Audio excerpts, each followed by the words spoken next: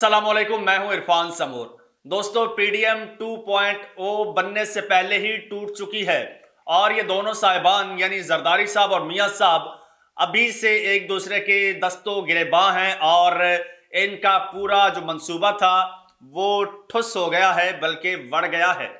वो कहते हैं ना कि चोर चोरी के वक्त इकट्ठे हो भी जाएं तो सामान बांटते वक्त लड़ पड़ते हैं। दोस्तों, ये सामान बांटने से पहले ही लड़ पड़े हैं और इसमें तीसरी कुव्वत का बहुत बड़ा किरदार है। वो भी मैं आज आपको बताऊंगा, एक एक चीज आपको बताता हूं और उसके बाद ये भी आपको बताऊंगा कि अल्टीमेटली हुकूमत तो पाकिस्तान तहरीके इंसाफ की ही बनेगी। ये जो आपको मीडिया बता रहा है इस वक्त, जरदारी साहब की मुलाकातें, मियां साहब की मुलाकातें, शहबाज शरीफ साहब चले गए, ये सब झूठ है, ये सब ड्रामा है, ये सब दिखावा है।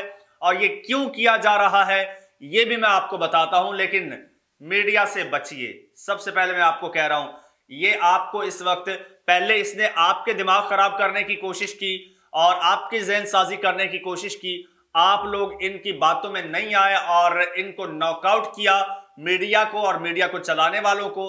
अब ये पता है ये किसके पीछे लग गए हैं। अब ये लग गए हैं पाकिस्तान तहरीक इंसाफ के जीतने वाले उम्मीदवारों के पीछे। एक हवा बनाई जा रही है, एक तासुर बनाया जा रहा है कि जैसे पीटीआई खत्म हो गई और अब हुकूमत बनने जा रही है पीडीएम प्रो मैक्स की, 2.0 की, या फिर चूचू के मुरब्बे की। और ये इसलिए तासुर दिया जा रहा है कि तहरीक इंसाफ के जितने भी लोग हैं वो इधर फौरन शामिल हो जाएंगे। ये इनका एजेंडा है, इसके पीछे कहानी कोई नहीं है, वो भी मैं आपको बता देता हूं। दूसरी जानिब ये वारदाती अब एक हो चुके हैं, वारदातें डालने की कोशिश कर रहे हैं। अब तक मैं अल्हम्दुलिल्लाह इनकी कितनी वारदातें एक्सपोज कर चुका हूं और आपका साथ रहा तो इसी तरह से एक्सपोज करता रहूंगा। आप भी मेरे साथ जुड़ जाइए। करना सिंपल है, चैनल को सब्सक्राइब करना है और बेल आइकन पर क्लिक कर देना है। दोस्तों, हुआ कुछ यूं है कि इलेक्शन हो चुके हैं और इलेक्शन में सबसे ज्यादा जो सीटें हासिल की हैं वो की हैं पाकिस्तान तहरीक इंसाफ ने। 100+ सीटें हासिल की हैं। ये वो सीटें हैं जो अब तक ऑन रिकॉर्ड, ऑन चार्ट मौजूद हैं, लेकिन जो ऑन ग्राउंड है वो तकरीबन 188 to 189 बनती हैं। उनका फैसला अभी नहीं आया, वो चैलेंज हो चुकी हैं अदालतों में। और इस वक्त पाकिस्तान तहरीक इंसाफ के पास जो 101 या 102 सीटें हैं, तो बाकी 80-85 सीटें कहां हैं? वो हुजूर कुछ नून लीग के पास है, कुछ पीपल्स पार्टी के पास है और कुछ कराची से एमक्यूएम के पास है। कराची से पाकिस्तान तहरीक इंसाफ तमाम सर्वेस के मुताबिक क्लीन स्वीप कर रही थी और इलेक्शन की रात वोटिंग की काउंटिंग तक क्लीन स्वीप कर रही थी, लेकिन फिर मौजज़ाती तौर पर यह करिश्मा हुआ कि पाकिस्तान तहरीक इंसाफ हार गई और एमक्यूएम जीत गई, जिसका दूर दूर तक कोई इम्कान नहीं था। खैर, अब दोस्तों, ये जो सीटें हैं, हुकूमत बनना टूटना वो तो बाद की बात है। पहले बात कर लेते हैं कि क्या नून लीग के पास ये जो क्लेम कर रही है 75 सीटों का, 75 सीटें बचती हैं? क्या पीपल्स पार्टी के पास जो है वो ये सीटें बचती हैं जो वो क्लेम कर रहे हैं कि हमारे पास 54 सीट्स हैं? अभी तो इस वक्त जो है रिजल्ट चैलेंज हो चुके हैं। पाकिस्तान तहरीक इंसाफ के पास फॉर्म 45 मौजूद है और अल्टीमेटली फैसला तो फॉर्म 45 पे आना है। और बहुत सारे ऐसे हलके हैं जिनकी जो विक्ट्री थी उस पे स्टे लग चुका है, वो विक्ट्री रोक दी गई है और उस पे अब जो है वो रिव्यू में सारा मामला चला गया है और वो अल्टीमेटली पाकिस्तान तहरीक इंसाफ को वो सीटें वापस मिल जाएंगी। ये बड़ा एक डिटेल तलब टॉपिक है, इस पे फिर किसी वीलॉग में हम इंशाल्लाह डिटेल से बात करेंगे। लेकिन अब हम बात कर रहे हैं चू चू के मुरब्बे की। वो चू चू का मुरब्बा ये है कि आसिफ अली जरदारी साहब 54 सीट्स और मियां नवाज शरीफ साहब 64 सीट्स। मान लिया कि पाकिस्तान तहरीक इंसाफ को, एक लम्हे के लिए मान लीजिए कि पाकिस्तान तहरीक इंसाफ को सीट्स वापस नहीं मिलती, इनकी सीट्स जो है वो वापस नहीं होती, तो इनके पास अगर बरकरार रहती हैं फिर भी 264 सीट्स जो नहीं इस वक्त है नून लीग के पास जो सीटें वो क्लेम कर रहे हैं वो बनती हैं 75, पीपल्स पार्टी 54, साथ मिला रहे हैं एमक्यूएम जिनके पास पाकिस्तान तहरीक इंसाफ से छीनी गई 17 सीटें हैं और इसी तरह चौधरी शुजात हुसैन के पास 3 सीटें हैं और 4 सीटें बनती हैं JUI के पास, मौलाना फजल रहमान के पास। तो ये कुल मिला के जो है ये हुकूमत बनाने की कोशिश कर रहे हैं। मे भी ये इस पोजीशन में आ भी जाए हुकूमत बनाने की, लेकिन जनाब अब चोरी का माल तो इकट्ठा हो गया, ठीक है। वैसे तो अब जो मालिकान है उनको भी पता चल चुका है और वो पीछे लग चुके हैं चोरों के, और ये तकसीम से पहले ही माल चोरों से वापस छीन लेंगे, क्योंकि पाकिस्तान में अभी थोड़ा बहुत आईन और कानून मौजूद है। अच्छा, तो जनाब ये जो सीटें ठीक है हुकूमत बनाने की पोजीशन में आ भी जाएं, अब मसला यहां पर यह है कि अब सामान तकसीम की बारी है, तकसीम पर फड्डा बना हुआ है। जरदारी साहब कहते हैं कि जनाब मेरी जिंदगी का आखिरी वक्त चल रहा है और मेरी ख्वाहिश है कि मेरी जिंदगी में मेरा बेटा वजीर आजम पाकिस्तान की कुर्सी पर बैठे, और वो चाहे किसी भी तरीके से बैठे। और वो चाहते हैं कि वजीर आजम पाकिस्तान जो है वो मेरे बेटे को बनाया जाए, और मियाँ साहब चाहते हैं कि वजीर आजम हमारा हो, मेरा भाई बने। फिर मियाँ साहब की जो साहबजादी हैं लाडली साहबजादी, लाडली की ये जिद है कि पाकिस्तान तबाह हो जाए, पाकिस्तान टूट जाए, दुनिया इधर की उधर हो जाए, कुछ भी हो जाए, मेरा मुतालबा मिन्नू वजीर आला बनाओ, सब तो पहला मैनू कुर्सी दो।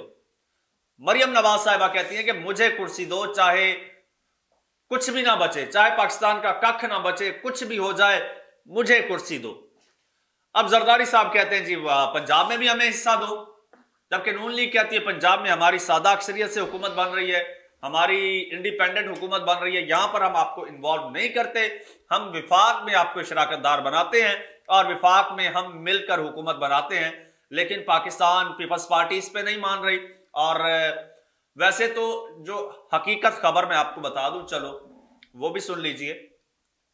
वो ये है दोस्तों कि ये हुकूमत बनाने के लिए ना पाकिस्तान मुस्लिम लीग नून मान रही थी, ना पीपल्स पार्टी मान रही थी। मुस्लिम लीग नून ने कहा जी हम ये हुकूमत नहीं लेते। नवाज शरीफ साहब ने साफ इनकार कर दिया, हम ये लूली लंगड़ी हुकूमत नहीं लेंगे। जरदारी साहब ने कहा कि हम इस हुकूमत का हिस्सा नहीं बनेंगे, ठीक है। इवन जरदारी साहब की जो टीम है, टीम के लोग तो अभी भी यही कह रहे हैं कि जनाब हम इस चीज का हिस्सा नहीं बनेंगे, इस हुकूमत का हिस्सा नहीं बनेंगे। अभी मैं देख रहा था इस हवाले से एक खबर थी, नदीम अफजल चंद साहब का बयान था। वो कहते हैं कि जी ये कहते हैं बिलावल भुट्टो जरदारी साहब को पीपल्स पार्टी को जो सीटें मिली हैं, ठीक, वो किस बेस पे मिली हैं। वो कहते हैं वो इमरान खान के मैंडेट की कदर करें। नदीम अफजल चंद साहब की सुन लें, ठीक है। वो कहते हैं इमरान खान साहब के मैंडेट की कदर करें, अवाम में नून लीग के खिलाफ नफरत है, जो इनसे हाथ मिलाएगा वो नुकसान उठाएगा। कहते हैं मुझे इतने वोट नून लीग पर तनकीद की वजह से मिले, बिलावल भी इसी वजह से मकबूल हुए हैं। नदीम अफजल चंद साहब कहते हैं यार हमारे पल्ले तो कख नहीं था, अब पंजाब में हमें जो 4 वोट मिले हैं, बिलावल भुट्टो जरदारी साहब अगर पंजाब में आके इलेक्शन लड़ रहे हैं तो वो सिर्फ इस वजह से कि नून लीग पर तनकीद की है। नून लीग इस वक्त जो है एक नफरत का निशान बनी हुई है, तो जो नून लीग के खिलाफ बात करता है, जो नून लीग पर तनकीद करता है, तो अवाम उसको रिस्पॉन्ड करती है। तो वो कहते हैं कि आप फिर नून लीग से हाथ मिला लेंगे, आप तो अपनी सियासी ताबूत में खुद आखिरी कील ठोकने जा रहे हैं। ये दोस्तों मैं नहीं कह रहा, ये कह रहे हैं नदीम अफजल चंद साहब, और वो ये भी जो है वो एडमिट कर रहे हैं कि जो मैंडेट है वो इमरान खान साहब का है और उसकी कदर करें और हमें कदर करनी चाहिए। तो पीपल्स पार्टी बिल्कुल तैयार नहीं थी और स्टिल तैयार नहीं है। नून लीग जो है वो बिल्कुल तैयार नहीं थी कि वो गवर्नमेंट में आए, लेकिन एक ताकत है जो चाहती है कि इमरान खान जो है वो हुकूमत में ना आए, चाहे कोई भी आ जाए।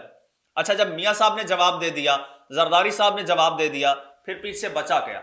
जरदारी साहब चाहते थे कि मैं इमरान खान साहब से मिल के जो है ना हुकूमत बना लूं, इमरान खान साहब की हुकूमत का हिस्सा बन जाऊं, चाहे वजारत उज़्मा मिले ना मिले, अगर इत्तेहाद करना पड़े तो वो इमरान खान साहब से करूं, वरना मैं अपोजिशन में बैठ जाऊं। नवाज शरीफ साहब चाहते थे कि मैं किसी से भी इत्तेहाद ना करूं और मैं अपोजिशन में बैठ जाऊं। जब ये दोनों अपोजिशन में बैठ जाएं तो फिर हुकूमत में कौन बैठेगा? इमरान खान। लेकिन वो तो बर्दाश्त नहीं है। जब वो बर्दाश्त नहीं है तो फिर कोई हल तो निकालना था ना। तो हल सिर्फ यही है, इसके सिवा हल कोई नहीं था। हल यही था कि नवाज शरीफ को किसी तरह से धक्का दे के हुकूमत में इन किया जाए, जरदारी साहब को डंडा दिखा के इन किया जाए, ये जो इस वक्त ये जो बड़े बड़े दानिश्वर कह रहे हैं ना कि सियासत का बादशाह, मफामत का बादशाह, सियासी किंग, ये वो, आपके इस सियासी किंग तो हुकूमत में आ नहीं रहे थे। आपके सियासी किंग को, मर्द मुजाहिद को, आपको डंडे के जोर पे हाँक के लाया गया है। पता है आपको, डंडे के जोर पे हाँक के लाया गया है, भी आओ हुकूमत बनाओ। तुम दोनों नहीं बनाओगे तो कौन बनाएगा? Imran Khan. Imran Khan is not acceptable. ये सीन चल रहा है दोस्तों। अब दोनों को एक टेबल पे बिठा दिया गया है कि भाई दोनों मिलके हुकूमत बना लो। अब मिलके हुकूमत बनाने में जनाब वो कहता है मेरा वजीर आजम हो, वो कहता है मेरा हो, वो कहता है मेरा वजीर आला हो, वो कहता है मेरा हो। बोलियां लग रही हैं दोस्तों, अभी तक इत्तफाक नहीं हुआ। और सुना है कि इस दौरान तलख कलामी भी हुई है। जी, हमने सुना है कि जनाब तलख कलामी भी हुई है। वो चाहते हैं कि हमारा वजीर आजम बने, वो चाहते हैं कि हमारा बने, लेकिन वजीर आजम जो है वो इस पे इत्तफाक नहीं हो रहा। और मुझे लगता है यूं कि इत्तफाक होना भी नहीं है।